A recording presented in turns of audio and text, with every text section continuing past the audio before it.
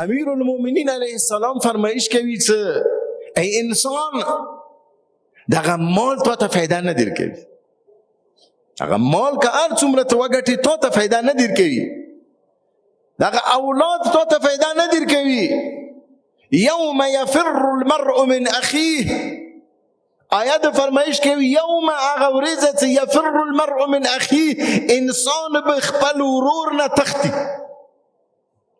انسان زمان به انسان نه فرار کوي، زوی تو ته فایده نه درکوي مگر هغه صورت کې چې تا یو ښه زمن پرېښلی وي، دغه ښه زمن تا څومره ښه اعمال کوي تا ته فایده درکوي. روایاتو کې فرمایش کوي، هغه روایت هم دی چې تناکحوا تناسلوا اکثروا فانی اباهی بکم الامم، بچی زیات راوړئ.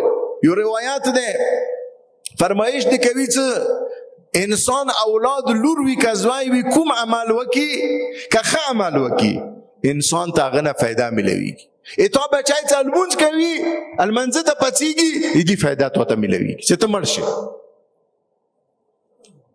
سائل پوښتنه کوي ابن رسول الله که د ما زمن د ما لوڼې ګناهکار وي بدعملي وي هغه ګناه ما ته نقصان رکوي که نه؟ امام دی څه نه، ولا تزر وازره وزر اخرى،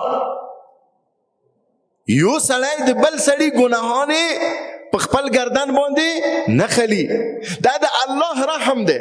تا زوی شپې لمانځه ته پاڅېږي تا ته فایده درکوي، تا زوی صدقه ورکړي تا ته فایده درکوي، تا زوی کربلا ته لاړ شي نیت نه وي کړی چې پلار طرف نه زه دغه زیارت کوم، دغه زیارت کې ته شریک یې. څومره ښه کارونه تا زمن کوي، څومره عملونه کوي، واجبات کوي یا مستحبات په ځای راوړي، پلار ته فایده رسیږي، مور ته فایده رسیږي. دا د الله رحم دی. و که بدعملي وي تا ته نقصان نه درسي.